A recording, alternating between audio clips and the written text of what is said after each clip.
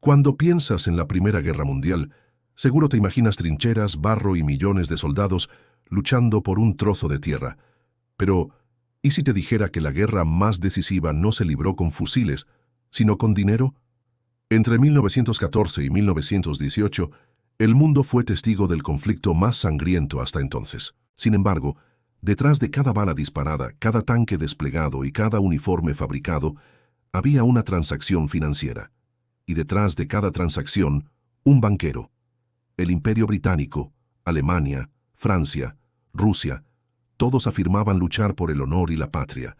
Pero la cruda realidad es que ninguno podía sostener su esfuerzo bélico sin un flujo constante de financiamiento. Y fue ahí donde comenzó la verdadera batalla, la económica. A principios del siglo XX, el mundo operaba bajo el patrón oro. Esto significaba que el valor de las monedas, como la libra esterlina o el marco alemán, estaba respaldado por reservas físicas de oro. Este sistema imponía un límite claro. Los gobiernos solo podían imprimir tanto dinero como oro tuvieran en sus bóvedas. Por lo tanto, el tiempo que podían financiar una guerra era limitado. Así que cuando el oro empezó a escasear, los gobiernos hicieron lo que cualquier imperio en apuros haría. Lo reemplazaron con promesas. Estas promesas tomaron la forma de bonos de guerra. Eran, en esencia, papeles que convertían la fe de los ciudadanos en municiones. La gente común compraba deuda de su país con la esperanza de una victoria futura y un retorno de su inversión. Mientras tanto, los bancos tomaban ese dinero y lo multiplicaban, creando un ciclo de crédito que alimentaba la maquinaria de guerra. La propaganda jugó un papel crucial. Carteles emotivos mostraban a soldados en el frente pidiendo apoyo, no solo moral, sino financiero. Compra bonos de guerra, decían. Tu dinero lucha junto a nosotros. Así, cada ciudadano se convirtió en un inversor en el conflicto, atando su destino económico al resultado de la guerra. Pero esta estrategia tenía un problema gigantesco. Imprimir dinero sin respaldo real genera inflación. Los precios de los alimentos, la ropa y todo lo esencial se dispararon. Mientras los soldados luchaban en el frente, sus familias en casa libraban su propia batalla contra la escasez y el aumento del costo de vida.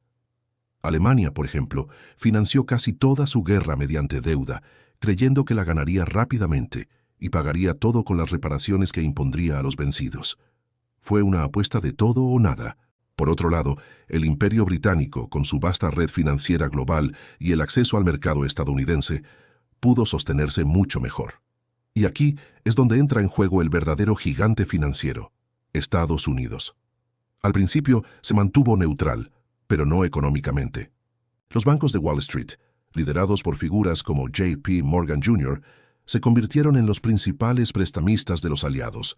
Miles de millones de dólares cruzaron el Atlántico, financiando a Gran Bretaña y Francia. Cuando Estados Unidos finalmente entró en la guerra en 1917, no solo aportó soldados frescos, sino que inyectó una cantidad abrumadora de capital que terminó por inclinar la balanza de manera definitiva. La capacidad económica de los aliados, respaldada por el poderío industrial y financiero de Estados Unidos, simplemente aplastó a las potencias centrales, que ya estaban al borde del colapso económico.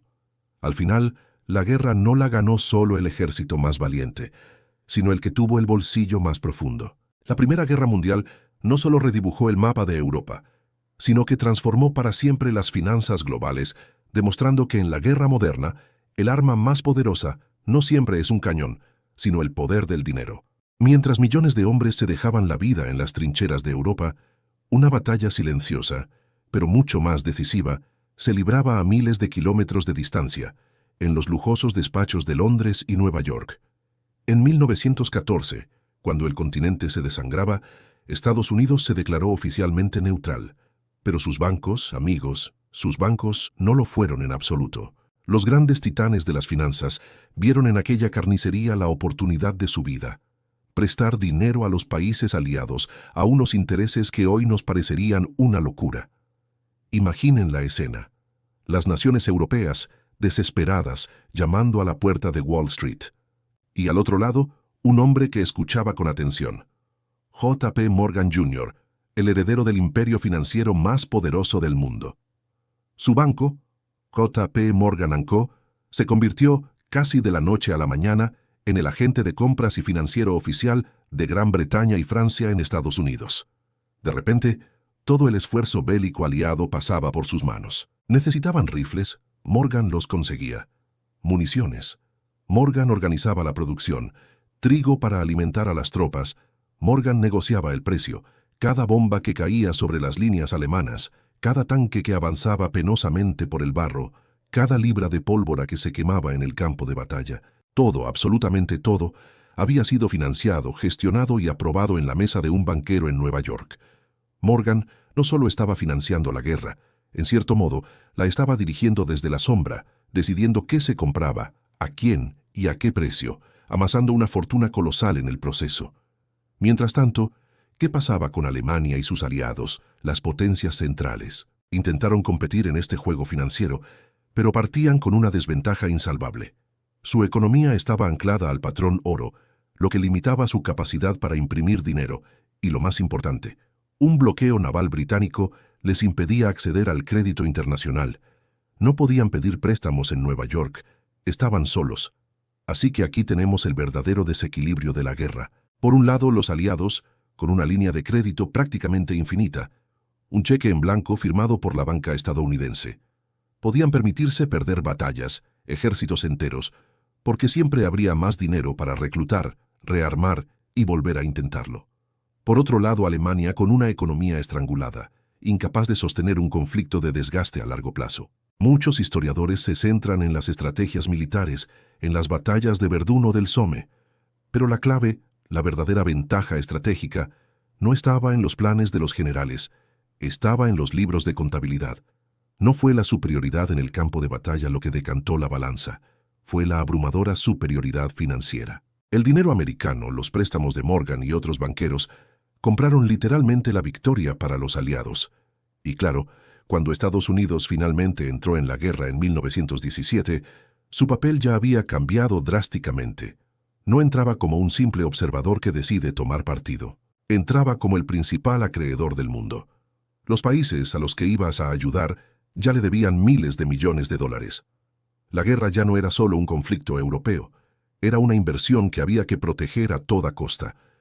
Por primera vez en la historia moderna, una guerra no solo redibujó las fronteras de los países, sino que transformó por completo el mapa financiero global. El centro del poder económico se desplazó de forma definitiva de Londres a Nueva York, y Estados Unidos se consolidó como la nueva superpotencia mundial, no por sus ejércitos, sino por su chequera. La Primera Guerra Mundial no la ganaron los soldados, la ganaron los banqueros. Cuando el polvo de la Primera Guerra Mundial se asentó, Europa estaba en ruinas. ¿Pero saben quién no estaba en ruinas? Los bancos. De hecho, nunca habían sido tan poderosos. Gran Bretaña, que había sido el imperio más grande del mundo, ahora le debía a Estados Unidos más de 8.000 millones de dólares. Una cifra astronómica para la época. Francia, con su territorio destrozado, debía el doble. Y Alemania, humillada y derrotada, fue forzada a pagar reparaciones de guerra tan colosales que eran sencillamente imposibles. ¿Cómo intentó Alemania pagar esa deuda imposible? Hicieron lo que cualquier gobierno desesperado hace cuando se queda sin opciones. Encendieron las imprentas y empezaron a fabricar dinero sin ningún tipo de respaldo. El resultado fue la hiperinflación más brutal y destructiva de la historia moderna. Imaginen esto. Los ahorros de toda una vida de millones de alemanes se evaporaron en cuestión de semanas, a veces en días. Un pan que un día costaba unos cuantos marcos, al poco tiempo podía costar 1.000.000. El dinero perdió su valor tan rápido que la gente lo usaba para encender estufas o como papel de pared. Y en medio de ese caos financiero, de esa humillación económica, nació algo mucho más peligroso que la pobreza. Nació un resentimiento profundo. Un resentimiento que se convertiría en el combustible perfecto para el ascenso de ideologías extremistas y que, inevitablemente, alimentaría las llamas de la Segunda Guerra Mundial, apenas 2 décadas después. Por eso, muchos historiadores argumentan que la guerra no terminó realmente en 1918. Simplemente cambió de escenario, se trasladó de los campos de batalla llenos de barro y trincheras a los elegantes salones de los bancos centrales y los ministerios de finanzas. El antiguo sistema monetario, el patrón oro, que había dado estabilidad al mundo durante décadas, se desplomó bajo el peso de la deuda. Y de sus cenizas emergió una nueva potencia dominante, el dólar estadounidense. Estados Unidos pasó de ser un país deudor a ser el mayor acreedor del mundo. Y aquí viene la gran ironía. Los mismos banqueros y las mismas instituciones financieras que habían prestado el dinero para financiar la destrucción masiva de la guerra, ahora eran los encargados de financiar la reconstrucción. Controlaban el flujo de capital, decidían qué países se reconstruían y a qué ritmo, y consolidaban un nuevo orden mundial basado no en imperios, sino en deudas. Este patrón no es nuevo en la historia. El Imperio Romano, en su decadencia, empezó a degradar su moneda, mezclando el oro y la plata con metales más baratos, creando dinero falso para pagar a sus ejércitos. Fue el principio del fin. El siglo XX comenzó con una guerra global pagada a crédito, una guerra donde las naciones hipotecaron su futuro. Y hoy, un siglo después, seguimos utilizando el mismo truco a una escala mucho mayor. Una economía global que funciona a base de deuda. Deuda que a menudo se disfraza de riqueza y prosperidad. Cada gran conflicto tiene un frente que no se ve en los mapas, una batalla invisible que se libra lejos de las trincheras. En la Primera Guerra Mundial, ese frente no estaba en Verdún o en el Somme. Estaba en las bóvedas de los bancos de Londres, París, Berlín y, sobre todo, Nueva York. Porque al final, cuando el dinero se convierte en el arma más poderosa de todas, ya no importa qué país tiene los ejércitos más grandes o los generales más brillantes. Ganan los que controlan la creación y el flujo de ese dinero. Como dice un viejo adagio que resume perfectamente esta historia, las guerras pasan, las deudas permanecen. Gracias por acompañarnos en este viaje por la historia oculta del dinero y la guerra. Si este contenido te ha parecido interesante y te ha hecho reflexionar, no olvides darle a me gusta, suscribirte a nuestro canal y activar la campanita para no perderte nuestros próximos videos.